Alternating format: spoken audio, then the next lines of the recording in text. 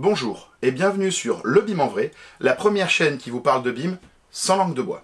Alors comme vous pouvez le constater, j'ai un petit peu changé de décor, mais c'est parce qu'on m'a reproché plusieurs fois la qualité d'image de mes vidéos, et comme je pouvais pas faire mieux dans mes bureaux, j'ai trouvé un autre endroit pour me filmer, qui normalement nous donnera une image un peu plus agréable à regarder. Avant, quand on pensait géomètre, on voyait un type blasé qui tient une perche, pendant que son collègue le regarde dans des jumelles. Mais maintenant, tout a changé. Ils ont des scanners laser 3D, avec lesquels ils produisent des nuages de points.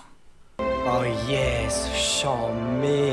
J'ai donc demandé à Nicolas Bernard, ingénieur géomètre, de nous présenter ce nouvel outil. Un scanner 3D, c'est cet appareil qui mesure 1 million de points par seconde via du rayon laser en proche infrarouge pour ce modèle, à partir de ce miroir. Donc ce miroir tourne sur lui-même selon un plan vertical et l'appareil lui-même tourne sur un plan horizontal. Il faut savoir que concrètement, ça fonctionne comme un appareil photo panoramique, sauf que ce qu'on obtient, c'est pas du pixel, c'est du point 3D dans l'espace.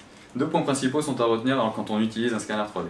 Le premier est le mode de fonctionnement, c'est-à-dire qu'on va se déplacer de proche en proche pour essayer de mesurer le maximum d'éléments et d'avoir le maximum d'informations après sur le nuage de points une fois associé.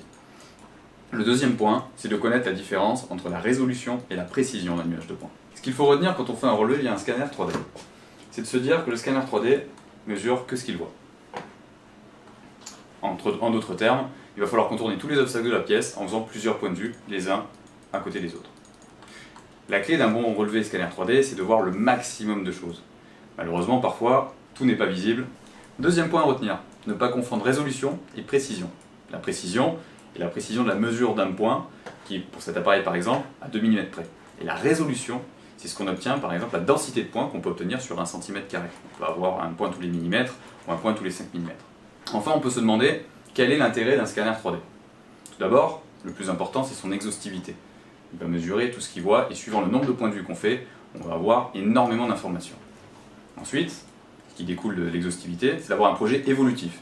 On a la scène entièrement en 3 dimensions et on extrait que ce qui est important de cette scène 3D. Et enfin, il y a la géométrie. L'avantage du scanner 3D, c'est comme il mesure sur lui-même tout autour de lui, la pièce peut avoir n'importe quelle forme, on aura une géométrie parfaite, contrairement à l'ancienne où on était avec notre disto à faire des diagonales, etc. et avoir une précision beaucoup plus faible.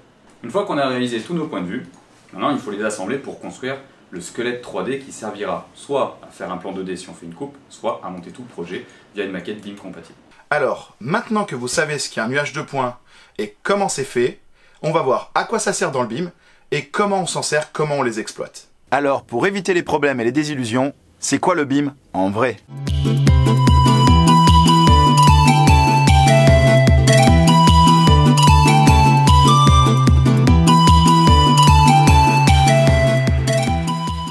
Je vais commencer par faire une petite aparté. Il est possible d'utiliser le nuage de points en l'état. Il peut servir à prendre des mesures, à visualiser les stations les unes après les autres, et certains outils proposent même de stocker tous ces nuages sur un cloud afin de les rendre accessibles à tous. Je vous conseille la solution Cintu, que j'ai eu l'occasion d'essayer, et qui, ma foi, fonctionne plutôt bien. J'ai jamais entendu parler de ça, mais pourquoi pas. Passons maintenant au cœur du sujet, à savoir la transition entre le nuage de points et la maquette numérique BIM. Celle-ci vous sera utile dans vos projets de rénovation ou de réhabilitation. Vous pourrez également l'utiliser comme support à vos outils de gestion, exploitation, maintenance. Le nuage de points étant un document de géomètre, il est géoréférencé. Et il est très important de ne pas perdre cette information lors du passage à la maquette BIM. On a notre nuage de points, et il est bien placé dans notre logiciel BIM, que ce soit Revit, Archicad, etc. C'est déjà un bon début. Mais c'est là que ça se gâte. Nous, par exemple, quand on reçoit une première commande de maquette d'existant ou le cahier des charges d'un appel d'offres, on reçoit ça. N'hésitez pas à mettre la vidéo en pause pour avoir le temps de lire. Une simple demi-page, comparée aux 20 pages de descriptif et d'administratif du cahier des charges. Parce que dans la tête des gens, ils commandent une maquette de géomètre. Donc ils décrivent le relevé du géomètre, et en bas ils mettent « et faire une maquette ». Tu comprends que ça c'est pas suffisant? Faut développer. Et beaucoup trop de gens pensent qu'il suffit de mettre le nuage de points dans le logiciel, et qu'ensuite avec ça on fait les sols, on fait les murs, on fait les menuiseries. Et bam, ça fait des chocs à pic. C'est la 3e vidéo. Et vous avez compris que si j'aborde le sujet, c'est que ça ne se passe pas tout à fait comme ça. Cette première vidéo était une vue d'ensemble et une présentation du nuage de points et de la maquette d'existant. Je vous conseille donc, pour continuer, d'aller voir ma seconde vidéo sur le thème du nuage de points, intitulée « Les 10 questions à se poser avant de commander une maquette d'existant en BIM ». Alors, je tiens à remercier principalement Nicolas Bernard de la société Monaco Topo, qui nous a fait la présentation de son scanner nuage de points. Voilà. Et j'aimerais également préciser que j'ai évoqué le logiciel Cintu, parce que c'est quelque chose que j'ai essayé et que j'ai trouvé très pratique. Il faut savoir qu'à l'heure actuelle, ils ne sont même pas au courant que je cite leurs produits dans la vidéo, et que cette vidéo n'est pas sponsorisée. Quand j'ai démarré la chaîne, je pensais arriver à produire une vidéo à peu près tous les 2 mois. Et depuis la dernière, on a eu énormément de travail, et j'ai pas eu le temps de me consacrer aux vidéos.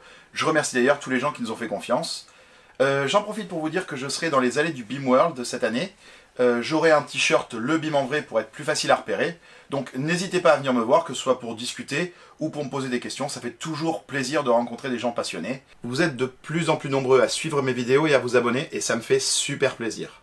Pour ceux qui ne le seraient pas encore, appuyez sur le bouton ici pour vous abonner, et ensuite sur la petite cloche pour être mis au courant quand je sors de nouvelles vidéos. N'hésitez pas à me dire dans les commentaires si vous avez aimé mon nouveau décor, et à bombarder le pouce bleu si cette vidéo vous a plu. Sur ce, j'ai hâte de vous voir au BIM World, et n'oubliez pas, le BIM en vrai, c'est pas si compliqué.